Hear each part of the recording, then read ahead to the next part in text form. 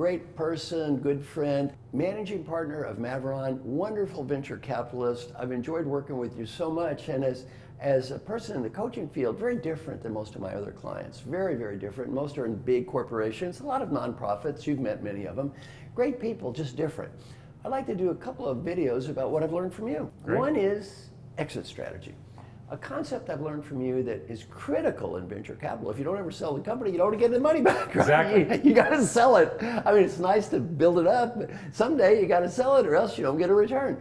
Well, I think, you've taught me that strategy, and I think it applies to life.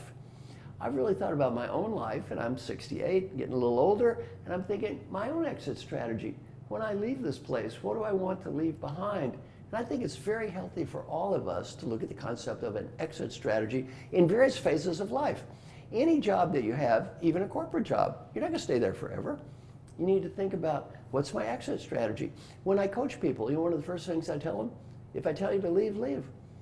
Don't stay too long. Better to stay a year too short than a day too long and get fired. Don't overstay your welcome.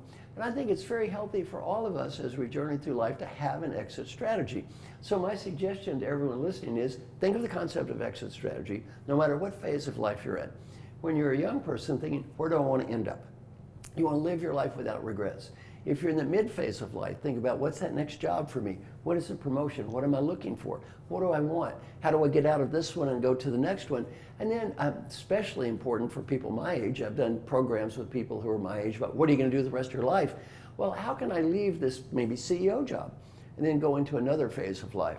So a challenge I would give everyone listening to us right now is, what is your exit strategy for various phases in life? And don't look at it as a negative, look at it as a positive. If you have a great exit strategy, the one thing you won't have is regret. Thanks, Marshall. Thank you.